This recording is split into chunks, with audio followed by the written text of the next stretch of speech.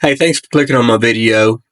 Today we're going to read chapter 8 in Matthew, and we're going to talk about it after we read it. And I want to say thank you for clicking on the video, and I ask that you just stick around and watch it all the way through.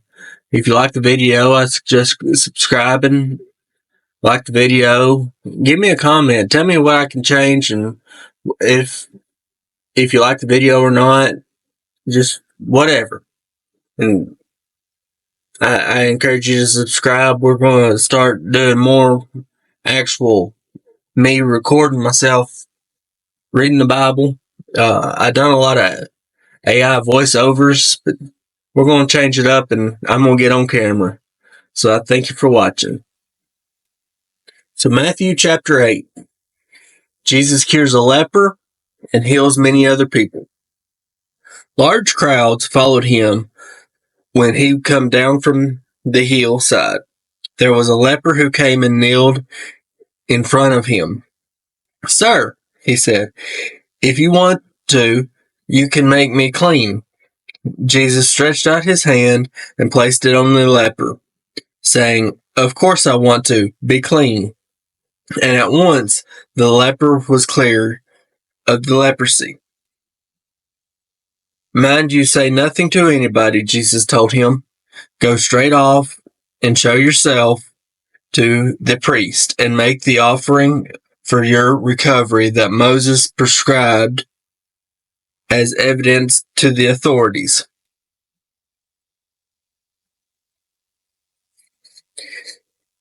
Then, as he was coming into Capernaum, a centurion approached. "Sir," he implored him, "my servant is in bed at home, paralyzed and in dreadful pain." "I will come and heal him," Jesus said to him. "Sir," replied the centurion, "I am not important enough for you to come under my roof. Just give the order, please, and my servant will recover. I am a man under authority myself, and I have soldiers under me. I can say to one man, 'Go,' and I know he'll go, or I will say, 'Come here,' to another, and I know he'll come, or I can say to my slave, 'Do this,' and he will always do it." When Jesus heard this, he was astonished. "Believe me," he said to those who were following him, "I have never found faith said to those who were following." Sorry, I skipped a line. So Jesus said, "Believe me," he said to those who were following him, "I have never found faith like this, even in Israel. I tell you that many people will come from east and west and sit at my table with Abraham, Isaac, and Jacob in the kingdom of heaven. But those who should have belonged to the kingdom will be banished to the darkest outside, where there will be tears and bitter regret." Then he said to the centurion, "Go home now, and everything will happen as you believed it will." And his servant was healed at that actual moment. Then on coming into Peter's house, Jesus saw that Peter's mother-in-law had been put to bed with a high fever. He touched her hand, and the fever left her. And then she got up and began to see to their needs. When everything came, they brought to him many who were possessed by evil spirits, which he expelled with a word. Indeed, he healed all who were ill.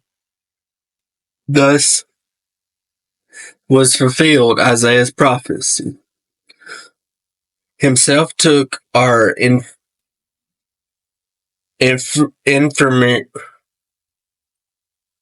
infirmaries and bore our diseases. When Jesus had seeing the great crowds around him, he gave orders to departure for departure to the other side of the lake.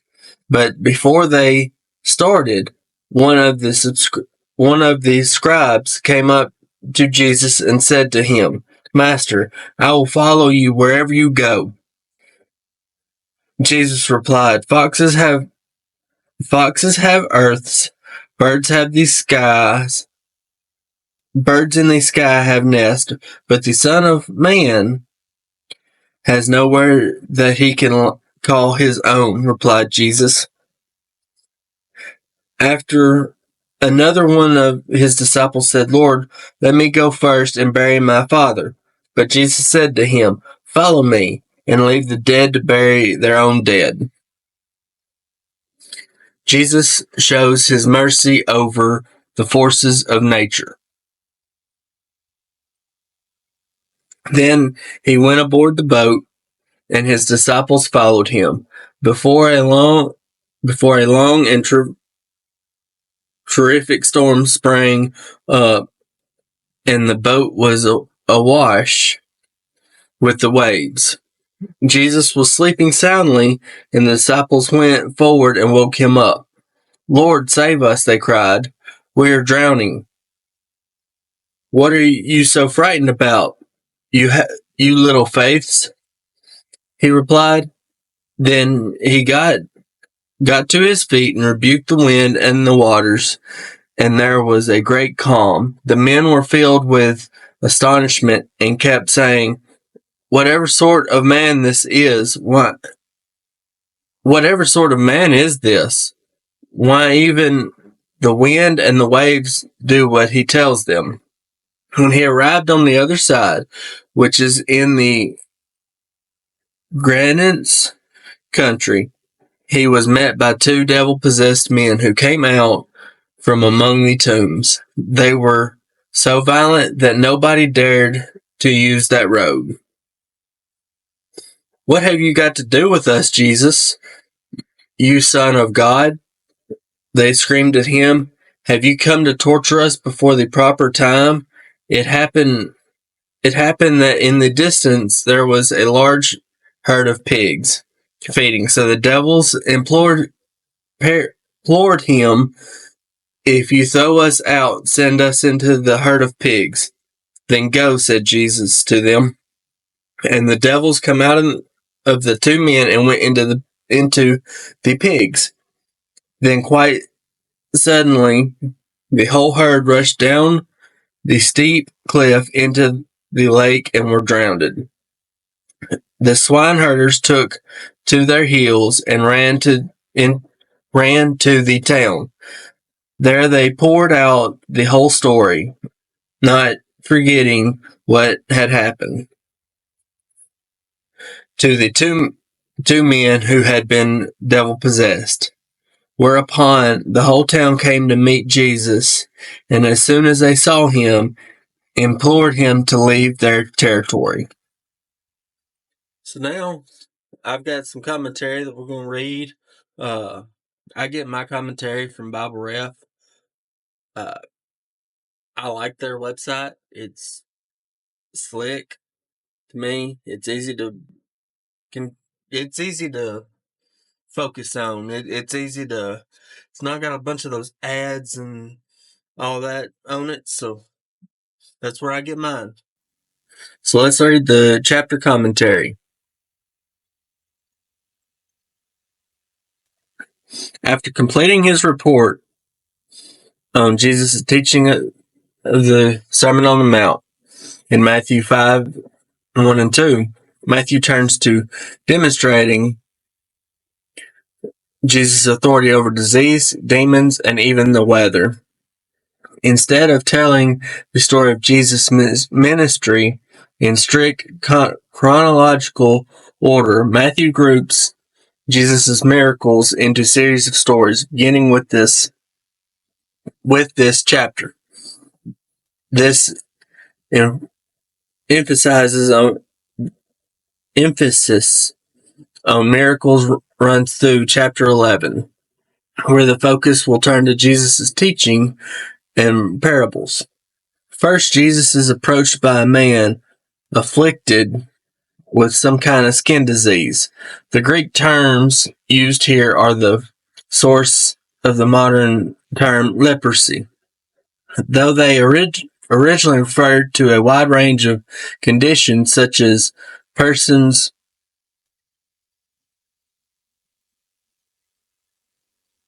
were not only sick and stricken with a disease, they were shunned from from public life and ceremonial unclean.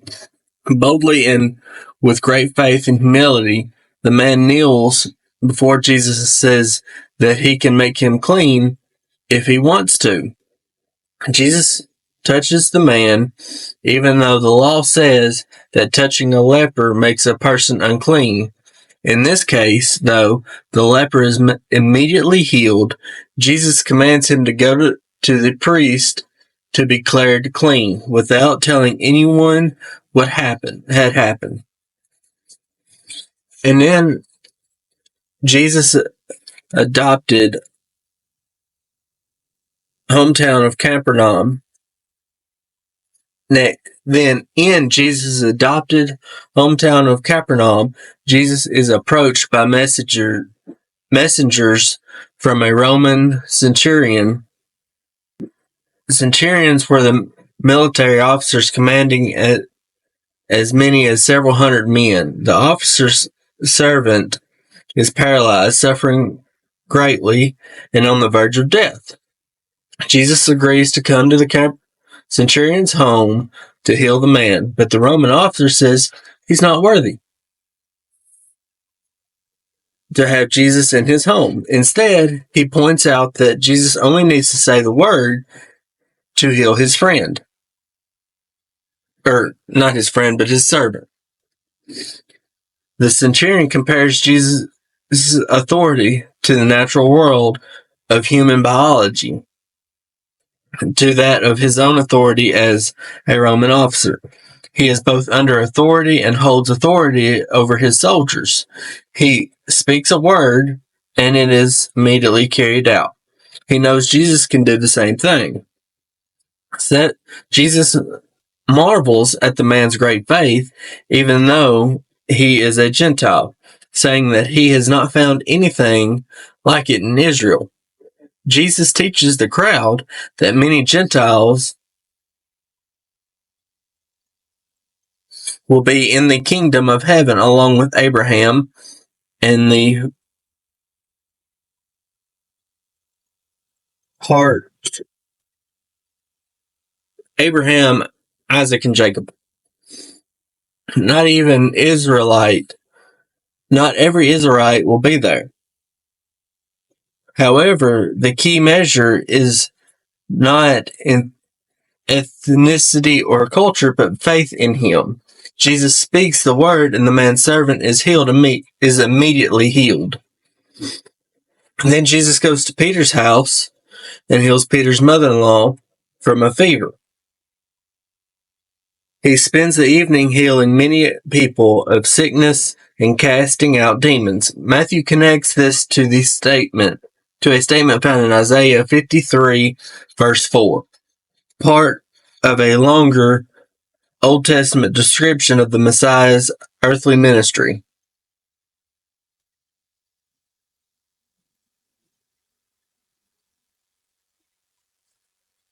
At some point in time, Jesus appears to cross the Sea of Galilee. Two men approach, claiming interest in following Christ. The first, a scribe, says he is willing to follow Jesus. Christ responds by telling him that this will not bring the scribe fame, fortune, wealth, or power, but implication seems to be that this man was looking for prestige, not truth. That's not good. Then Jesus gets into a boat with his disciples to escape the crowds, get some rest, and sail to the other side of the Sea of Galilee. While Jesus is sleeping, a sudden and violent storm springs up. Waves pour out Waves pour water into the boat. This is not a mere storm, given that the experienced fishermen among the disciples are in fear for their lives. They woke Jesus up and cried out to him to save them. He asked why they have so little faith, and immediately stops the storm with a command to the wind and waves. The disciples are astonished and wonder what kind of man they are following. At that point, he hadn't revealed to them that he was the Messiah, that he was the actual Son of God. So they're still wondering, who is this guy? But it would have been cool to see that. When the boat reaches to the other side of the lake, Jesus is confronted by two demon-possessed men. This account is also described in Mark 5, chapter 5, verses 1 through 20. The demons recognize him as the Son of God. He casts them into a huge herd of pigs. Mark 5 and 13. Who immediately rush into the sea and drown. The people of the region are afraid and ask Jesus to leave. So I almost forgot. I have a link for this in the description. I really like this bookmark. I've been using it for the past few months. It feels great. It seems to be holding up, and I'm not easy on stuff. It gets stuck in my Bible. It gets stuck in my backpack. I carry it to work with me every morning, every day. That's where it stays. It's still in great condition. It's got Joshua 1:9 on it. Have I not commanded you to be strong and courageous? Do not be afraid. Do not be discouraged, for the Lord your God will be with you wherever you go. So if you'd like to pick one of them up, it is an affiliate link. I got it off of Amazon. I think it's like $5. So I have that in the description below. So I hope this has helped you learn a little bit more about the Bible and help you grow in your faith. And I'm trying to get better at my reading. This will be the push. This will be the test. This will make it better. So I encourage you to stick around and bear with me as I get my reading skills a whole lot better. Thanks for watching. Have a blessed day.